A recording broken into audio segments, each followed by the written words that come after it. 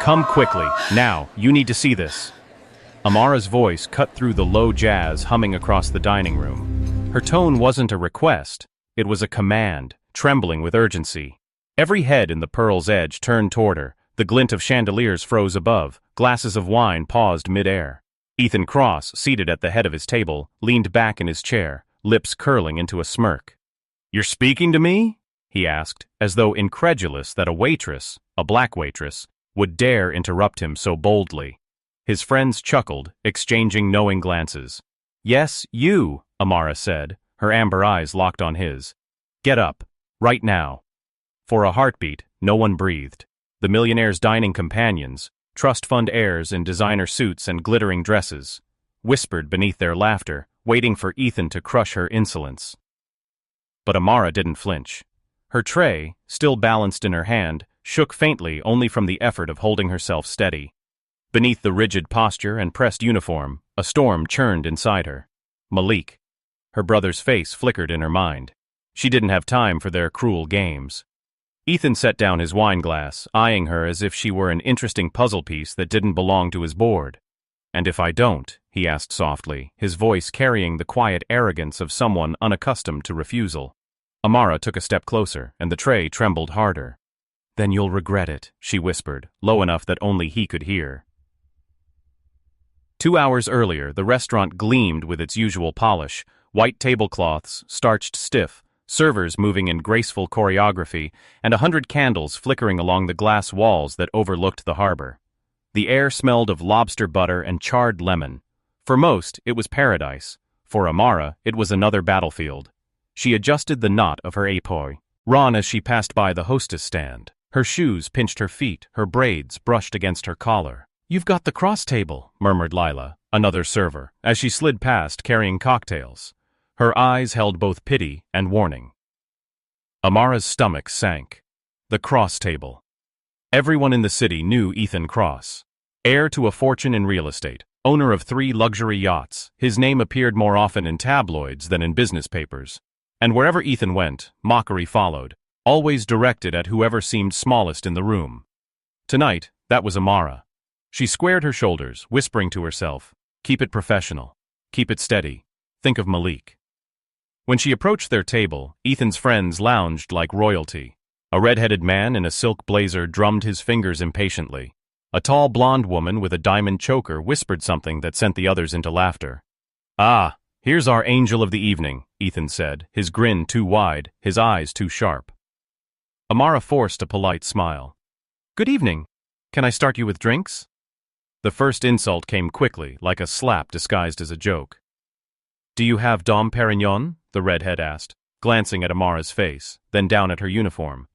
"Or is that reserved for, real guests?" The group erupted in laughter. Ethan leaned back, not stopping them, just watching Amara. Her fingers tightened around her notepad, but her voice stayed even. "Yes, we do. Would you like a bottle?" "Make it 2, Ethan said smoothly, blue eyes glinting. "And bring yourself a glass. You look like you could use one." The laughter swelled again. Amara didn't respond. She turned, heels clicking, her chest burning with humiliation. But she refused to give them what they wanted. A reaction. At the service station, she steadied her breathing. Her brother's text from earlier echoed in her mind. "Sis, I'm waiting outside. Don't take too long. I'm tired tonight." He was always tired now. His illness crept faster than doctors had warned, stealing his strength little by little. He didn't complain, but Amara knew. She always knew. She had promised to finish her shift quickly, to get him home before midnight, but with Ethan's table, nothing would be quick. She carried the champagne back, the bottle's weight dragging at her wrist. "Finally," Ethan drawled. He gestured to the empty space beside him. "Why don't you pour it here? Close. I want to see if you've got steady hands." The table chuckled. Someone whispered, "She probably spills at diners, not places like this." Amara set her jaw, uncorked the bottle with practiced grace, and poured without a single drop lost. Her steady hands defied them all. For a moment, silence. But then Ethan leaned in, his voice low, taunting. "You're wasted here, aren't you? You've got fire in you. Why hide it serving plates to people like us?" Her eyes flicked to his, and for just a second he saw it, the storm she carried, the secret weight she bore. Something about that look unsettled him. Then the moment broke as laughter returned, glasses raised, the music swelling. Hours blurred into insults masked as banter, demands framed as jokes. The manager passed by once, giving Amara a warning glance as if she were the problem.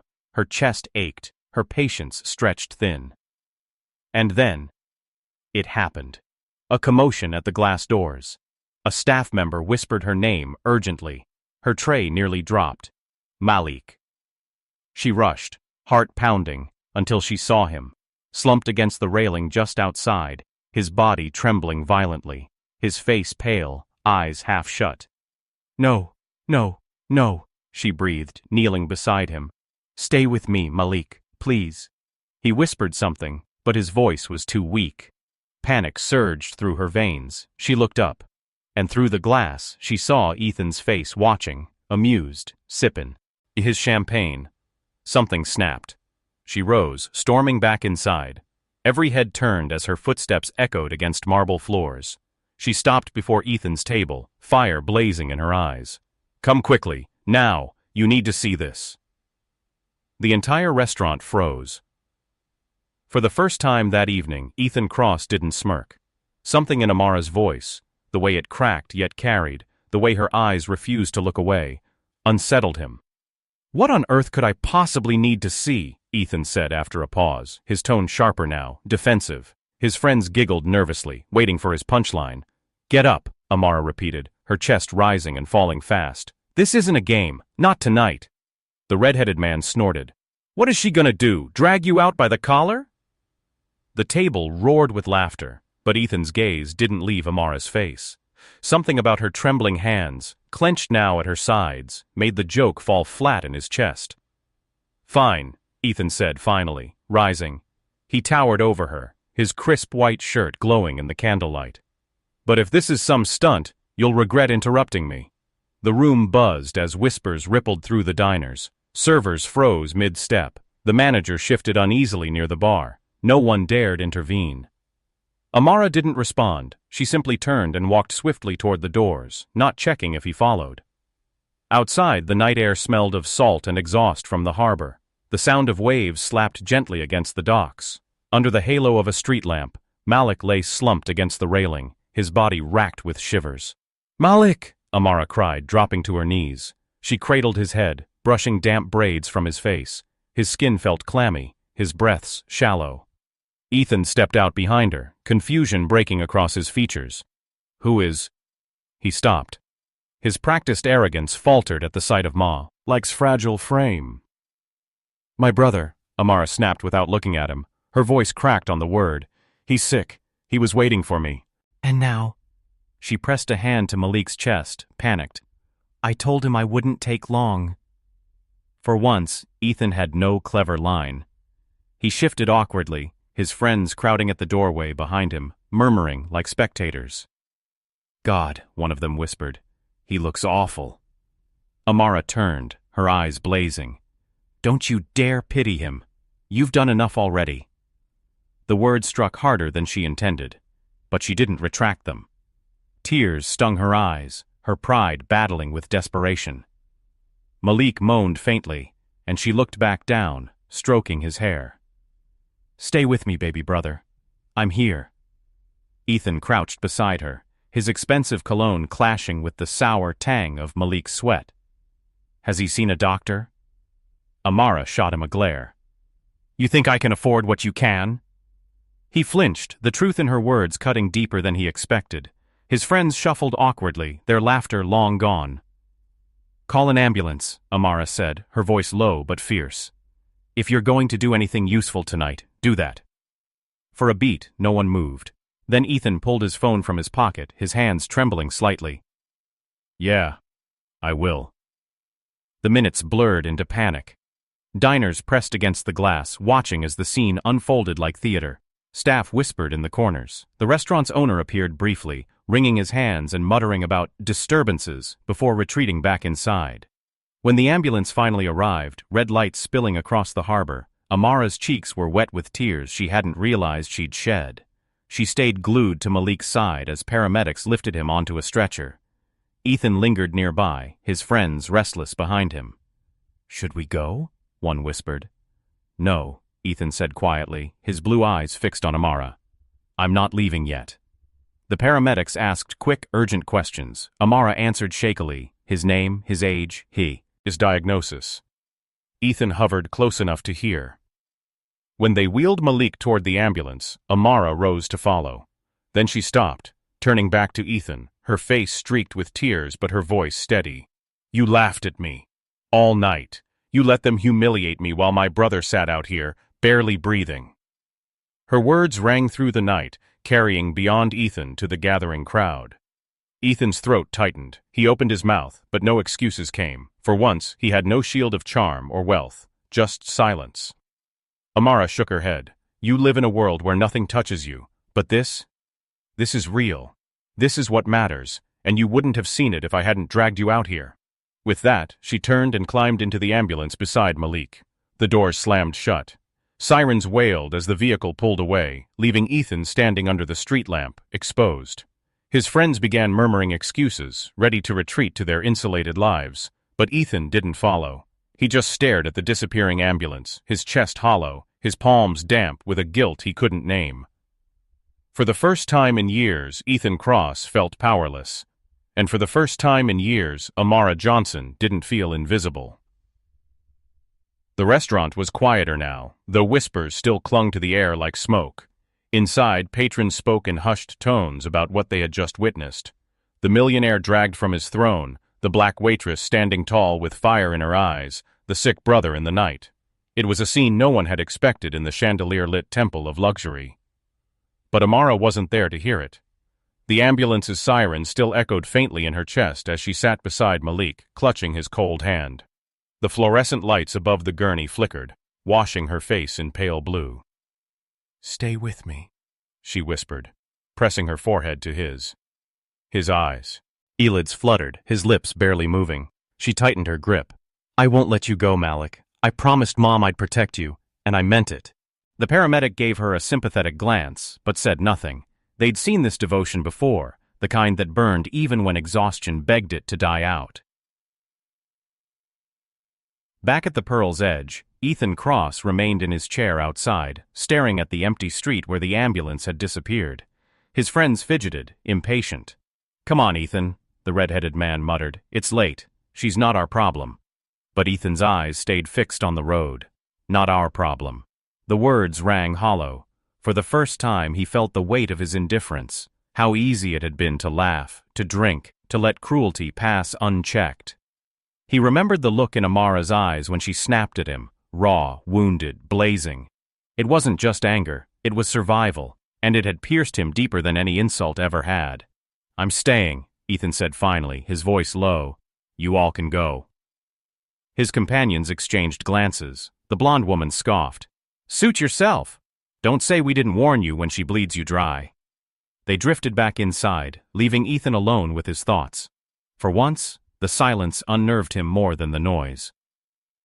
At the hospital, hours passed in a blur. Amara sat in the waiting room, her uniform still stained from work, her hands clasped tight in her lap. She replayed the evening in her mind. Every smirk, every whispered insult, every time she swallowed her pride for a paycheck. And then, Malik collapsing outside, waiting faithfully for her even when his body betrayed him.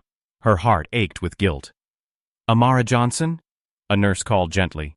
She jumped to her feet. Yes, my brother? He's stable for now. We've given him fluids and oxygen. But, the nurse's face softened. He needs consistent treatment, Amara. The kind you can't keep delaying. Amara swallowed hard, nodding quickly, though her chest burned. She knew what they meant. She knew what it cost. And sees. He didn't have it. Can I see him? She whispered. The nurse nodded. She entered the dim hospital room quietly. Malik lay pale against the sheets, but his breathing had steadied. His lips curved faintly when he saw her.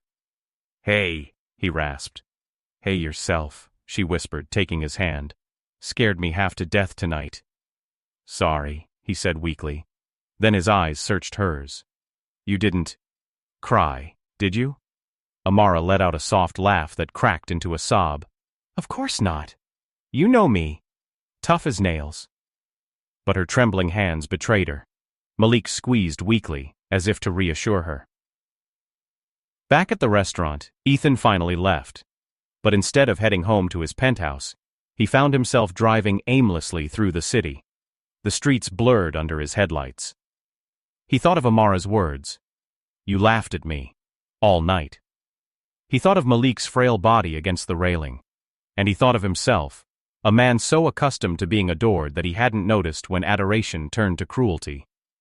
For the first time, the laughter of his friends sounded ugly in his memory. He pulled over near the harbor, killing the engine. The silence pressed in. For once, Ethan Cross had no champagne, no music, no crowd to drown him, just guilt. And beneath it, something new, the fragile stirrings of shame. Morning broke with harsh light through the hospital blinds. Amara hadn't slept, her head resting on the chair beside Malik's bed. She woke when he stirred, his voice hoarse. "You should be at work," he murmured. "Forget work," she said quickly. "I'm not leaving you today." He shook his head faintly. "You can't lose that job. We need it." The words twisted like a knife. Malik, even half-conscious, still thought of her burden before his own. Before Amara could answer, a shadow appeared in the doorway. It was Ethan. He looked different in daylight. Less polished, more human. His shirt was wrinkled, his hair unkempt, dark circles under his eyes. He held no entourage, no arrogance. Just a bouquet of hospital flowers clutched awkwardly in one hand. Amara froze, her body stiffening. "What are you doing here?" Ethan hesitated, his throat working. "I came to check on him, on your brother." Her eyes narrowed. "Why? To soothe your guilt?" His jaw tightened. He didn't deny it. Malik stirred, blinking at Ethan. "Who's this?" Amara's lips pressed thin. "Nobody important." Ethan flinched at the words, but he stepped inside anyway, setting the flowers on the table. "I'm sorry," he said quietly, his voice stripped bare. "For last night. For all of it." The words hung heavy in the sterile air. Amara's chest tightened, anger and disbelief warring with something she couldn't yet name. For the first time, Ethan Cross wasn't laughing. He wasn't smirking. He wasn't hiding. And for the first time, Amara didn't know what to say. Amara stood frozen, her back stiff as stone, her eyes locked on Ethan as though he were an intruder who had crossed into sacred space. Her brother's shallow breaths filled the silence. The sterile scent of antiseptic seemed to thicken around them. "Sorry?" Amara echoed, her voice sharp enough to cut. "That's what you came here to say?" Ethan's chest rose slowly as he searched for words. "I know it's not enough. I can't stop thinking about last night. The way He faltered. His usual armor of charm and money crumbled in the hospital's unforgiving light. "You humiliated me," Amara snapped, her voice trembling. "You let them laugh at me while I smiled through it. Do you have any idea what that costs a person? Every insult, every joke, I swallowed it down so I could keep this job, keep the lights on, keep him." She gestured toward Malik, tears suddenly welling in her eyes. "Alive." Her words cracked open the dam she'd held all night. She turned away, pressing a hand to her forehead. Her braids falling forward as sobs shook her shoulders. Ethan's throat tightened. He'd seen tears before, crocodile ones weaponized in boardrooms and bed sheets. But this was different. This was raw, searing truth. A woman burning because the world had demanded she carry too much. For a moment, he wanted to reach out, to place a hand on her shoulder, but his fingers curled back into fists. He didn't deserve to touch her pain.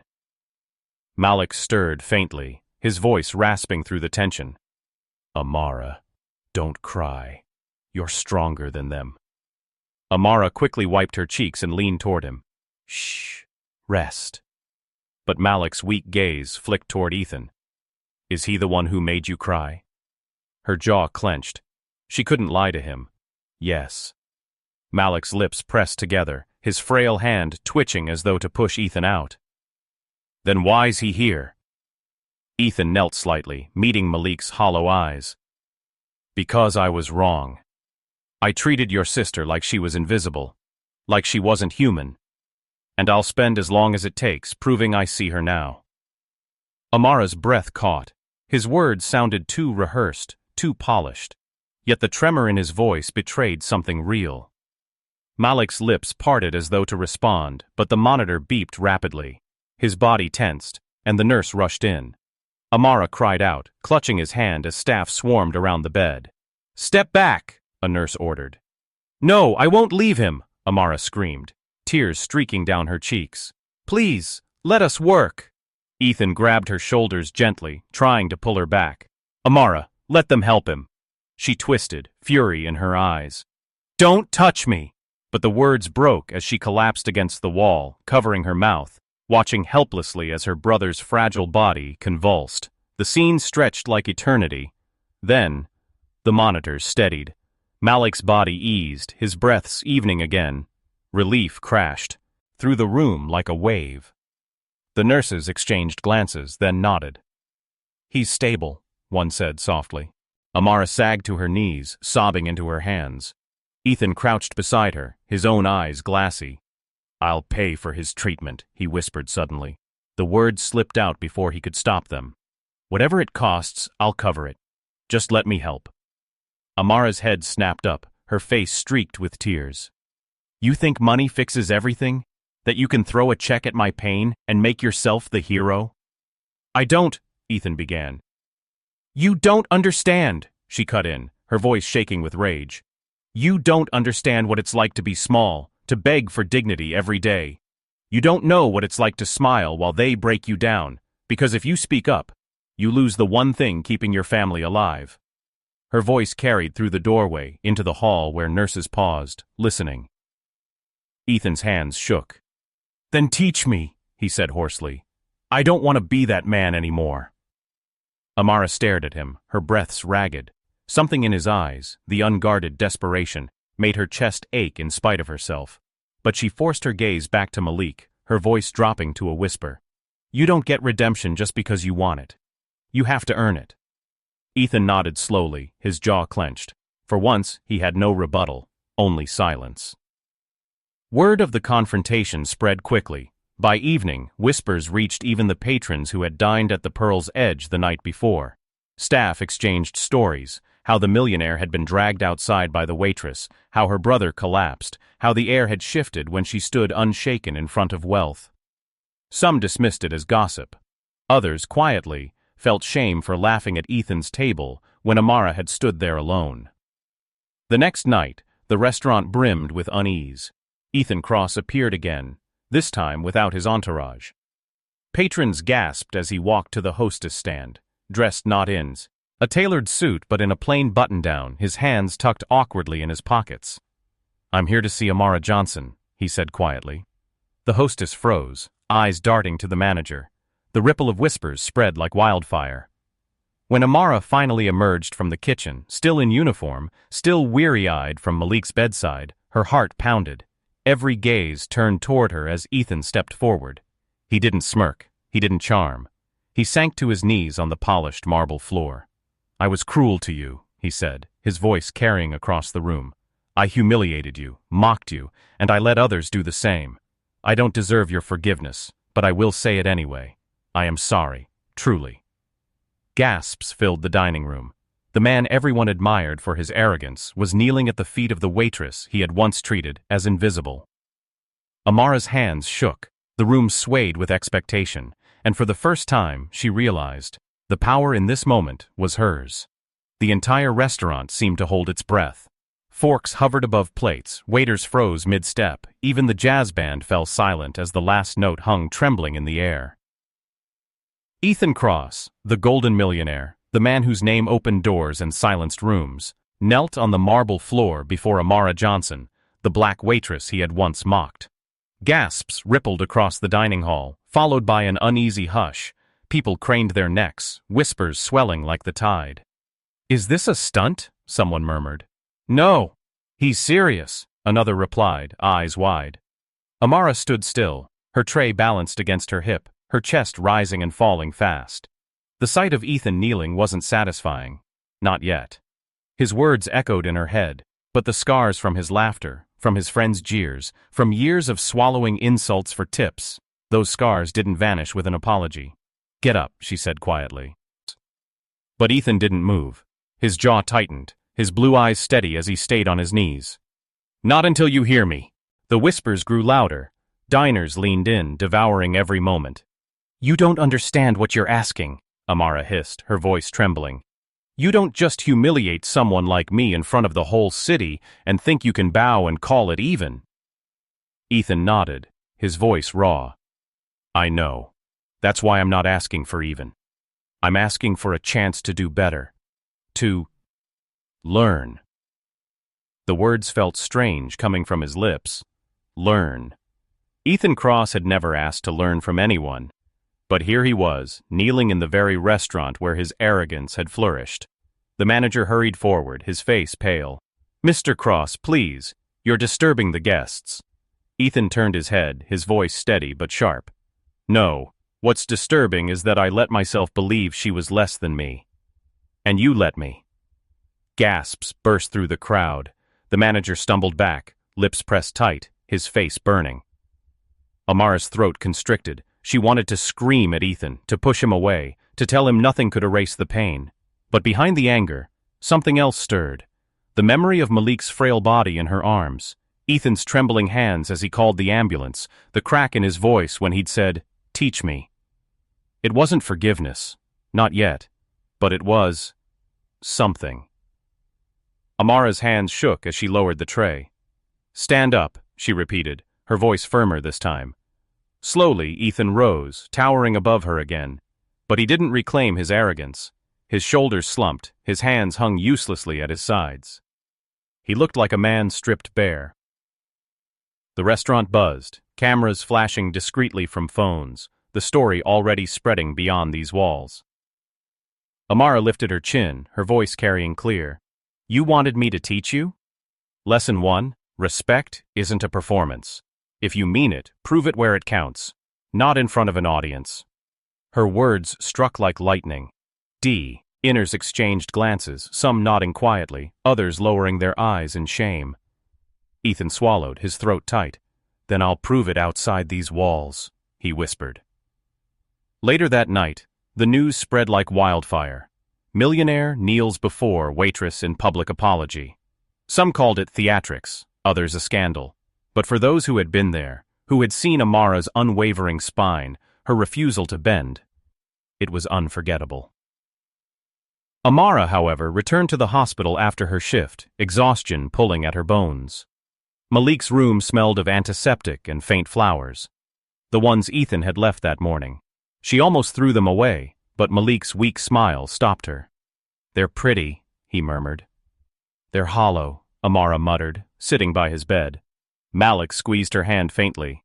"Maybe, but sometimes people change when you least expect it."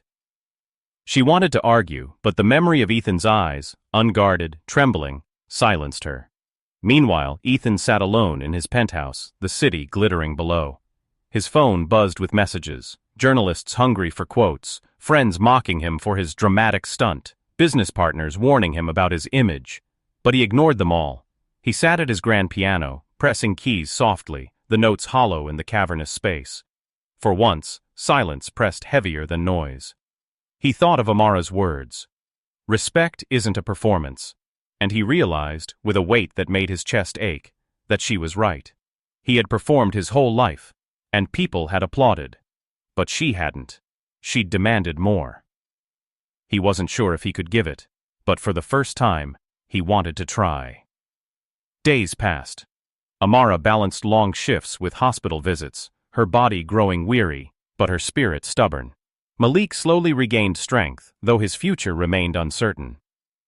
One evening, as she stepped out of the hospital, the warm glow of street lamps bathing the sidewalk, a familiar figure waited by the curb. Ethan. He wore no suit, no polished shoes, just jeans, a gray sweater, and a look of hesitation that seemed foreign on his face. "I know I shouldn't be here," he began, his voice low. "But I meant what I said. I want to help. Not for headlines. Not for image. For you. For him." Amara crossed her arms, her exhaustion sharp in her eyes. "Why? Why me? You could write checks to charities and feel good about yourself. Why drag me into your redemption story?" Ethan's throat tightened. He stepped closer, his voice trembling. Because when you looked at me that night, I saw the truth. I've lived surrounded by people who either fear me or want something from me. But you don't want a thing. You only wanted your brother safe. You wanted dignity. And you were willing to fight for it. His eyes glistened under the streetlight. No one's ever made me want to be better before. Until you. Amara's breath caught, her chest tightening with a storm of emotions she couldn't name. Anger, disbelief, maybe even the faintest flicker of something softer. But she shook her head, her voice steady. You don't get better for me, Ethan. If you're serious, you do it for yourself. For the people you've hurt. For all the ones who never had the chance to drag you out of your comfortable world and make you see. Her words lingered in the night air. Ethan lowered his gaze, humbled. For the first time in his life, he wasn't chasing applause. He was chasing truth. The city didn't forget. For weeks, Ethan's kneeling apology dominated headlines. Talk shows debated whether it was genuine or a stunt. Social media flooded with divided opinions. Some praised his humility, others mocked his desperation. But for Amara, none of that mattered. She was too busy keeping Malik alive. The hospital bills piled higher every day. Amara worked double shifts, her body aching, her mind frayed. Still, she refused Dan's repeated offers to cover the costs. One evening, she stumbled into the hospital room after a 14-hour shift, her hands raw from carrying trays. Malik smiled faintly, his skin pale, but his eyes still lit with that stubborn spark. "You're killing yourself, Mara," he whispered. She brushed his braids from his forehead, shaking her head. "I promised you, Malik. I'll carry both our weights if I have to." Malik chuckled weakly. "You're the strongest person I know." But she felt anything but strong. Meanwhile, Ethan began to change. Not in grand gestures, but in quiet ways. He stopped dining at the Pearl's Edge, instead sending anonymous tips to servers who looked exhausted. He donated to hospitals under Malik's name, never attaching his own. He cut ties with friends who mocked Amara, choosing silence over shallow laughter. But the world didn't see those changes. They only saw the headlines. One night, Ethan walked into a community center on the city's south side, a place his family's company had once ignored when development swept the area. Kids played basketball in torn sneakers, their laughter bouncing off peeling walls. He sat quietly on the bleachers, listening, unnoticed. For the first time in years, he felt like a man instead of a spectacle. But the past has teeth. One Saturday evening, Amara returned to work at the Pearl's Edge. The dining hall gleamed as always, but the atmosphere bristled. At the center table sat Ethan's old entourage, the red-headed man, the blonde with the diamond choker, and a new cluster of glittering socialites. They spotted her instantly. "Well, if it isn't the star of the show," the redhead sneered. "Where's your millionaire shadow tonight? Didn't bring your savior?" The table erupted with cruel laughter, loud enough for other patrons to hear. Amara stiffened, balancing her tray with practiced grace. "What can I get you?" she asked flatly. "Oh, don't be cold," the blonde purred. "We miss your fire. Tell us, how much did he pay you to play the tragic heroine?" Her face burned. Diners nearby turned their heads, some chuckling nervously, others shifting uncomfortably. The manager appeared, frowning. "Amara, don't cause a scene," he hissed, loud enough for the insult to stick. "Don't cause a scene." She bit her tongue, swallowing the fury that rose in her chest, but her hands trembled so violently the glasses rattled on her tray. And then, a voice cut through the room. "That's enough, Ethan." He stood in the doorway, plain sweater and jeans again, his expression sharp. Every head turned as he strode across the marble floor. The redhead smirked. Look who crawled back. But Ethan didn't smirk. He planted himself in front of the table, his voice steady but firm. "You humiliated her once with me. I won't let you do it again." The blonde raised a brow. "Defending your little project?" Ethan's jaw tightened. "No. Defending a woman who deserves more respect than any of us combined." Gasps swept the room. Phones lifted discreetly, recording. The humiliation shifted, not onto Amara, but onto those who had mocked her. The redhead scoffed. "You've gone soft, Ethan. All this for a waitress?" "Yes," Ethan snapped. His voice cracked with intensity. "For a waitress who has more dignity in one finger than I had in my whole life." The restaurant fell into stunned silence. Even the manager looked pale, caught in the public unraveling of his loyalties. Ethan turned, facing the entire room now. His chest rose, his voice carrying, "I was cruel. I was blind. And every one of you who laughed with me, you share the shame. But Amara stood her ground when I wouldn't. She deserves an apology, not from me alone, but from all of you." The silence was deafening. Diners shifted uncomfortably, some lowering their eyes, others whispering.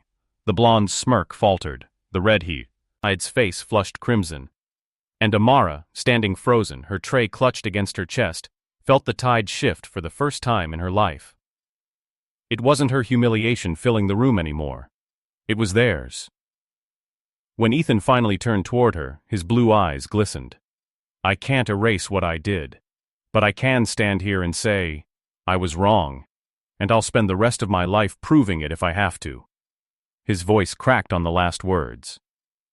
And to everyone's shock, the redhead muttered under his breath, "Sorry." The blonde followed reluctantly, her eyes flicking downward. One by one, murmured apologies spread across the table. It wasn't perfect. It wasn't enough. But it was real. Amara's throat closed. She didn't speak. Not yet. But she stood taller, her shoulders squaring as she met Ethan's gaze. For the first time, the power wasn't theirs. It was hers. The night outside the Pearl's Edge was cool and heavy. The kind of night where the city's neon lights flickered against damp pavement. Amara leaned against the alley wall, her apron folded in her hands, her heart still pounding from what had unfolded inside. The restaurant had emptied slowly, leaving behind whispers and echoes. People had left shaken, glancing at her with new eyes. Some with guilt, others with awe. But Amara didn't want their pity or their stares. She wanted quiet. She wanted her brother safe. She wanted peace. Footsteps echoed. Ethan appeared, hands in his pockets, his expression uncertain. For the first time, he looked like a man unsure of whether he belonged. "Why did you do that?" Amara asked softly, not looking at him. Ethan stopped a few feet away. "Because it was the truth. And the truth doesn't mean anything if it's only whispered in private." Amara let out a tired laugh, shaking her head. "You don't get it. I've spent my whole life trying not to be noticed. If I raised my voice, I was angry. If I stayed quiet, I was invisible. Tonight, you made me the center of a scene I never asked for." Her voice cracked, but she pressed on. "I didn't need you to save me in front of them. I just needed you to see me when no one else did." The words cut through the air, sharper than any insult. Ethan's chest ached. He stepped closer, his voice quiet, almost trembling. "I do see you, Amara. And not just tonight. Not just because of Malik. I see your strength. I see how you carry pain and still manage to walk tall. I see the way you fight for dignity when the world tries to strip it away. I've spent my whole life being admired, but never seen. And then you looked at me and didn't flinch. You called me out. You made me feel small. And it was the most honest thing anyone's ever given me." Amara finally lifted her eyes, locking onto his. For a long, silent moment, neither spoke. The city noise around them seemed to fade. Her lips parted, but before she could speak, her phone buzzed. She glanced down.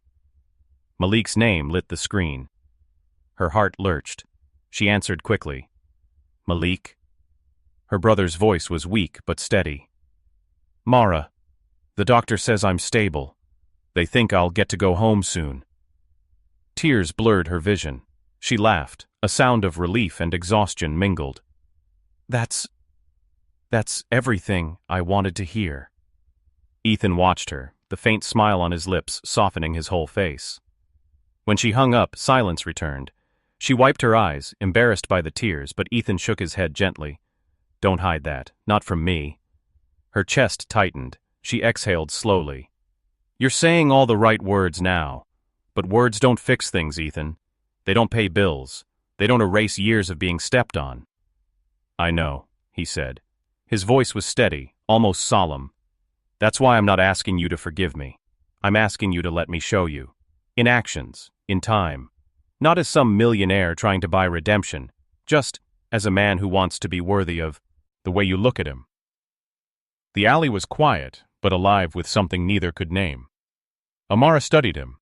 The messy hair, the plain sweater, the stripped-down version of the man she had once hated. For the first time, he wasn't surrounded by luxury or adoring crowds. He was just Ethan. Her heart warred with itself. Part of her wanted to tell him to go, to protect the fragile walls she had built. But another part, deeper and quieter, whispered that maybe, just maybe, he was telling the truth. Finally she spoke, her voice calm but firm. If you want to prove yourself, don't do it for me. Do it for the next girl carrying a tray who doesn't have a voice loud enough to be heard. Do it when no one's watching. That's the only way I'll believe you. Ethan nodded slowly, his throat tight. Then that's what I'll do. Weeks passed. Malik came home, his laugh returning to the apartment like sunlight breaking through storm clouds. Amara still worked long hours, but she noticed changes around her. Management at the Pearl's Edge suddenly enforced zero-tolerance policies on harassment. A donation quietly funded new healthcare support for restaurant staff across the city. Community programs received anonymous sponsorships. Ethan never boasted. He never called her to list the things he'd done, but she heard the whispers. She saw the ripples. And one night, when Malik was asleep, Amara sat by the window, the city lights flickering beyond. She thought of Ethan's trembling voice in the alley, his eyes stripped of arrogance, his words about wanting to be seen. For the first time, she allowed herself to imagine what it might mean if his actions weren't just a phase. Not forgiveness, not yet, but the beginning of something fragile. Hope. The story didn't end with a fairy tale kiss, or a sudden happy ever after. Life was never that clean. But it ended with dignity restored, with power shifted, with a man once adored for wealth learning to kneel not for show, but for truth. And with a woman once overlooked finally standing tall, her voice carrying weight that no one could take from her again. And perhaps in that quiet balance between brokenness and healing, something new could grow.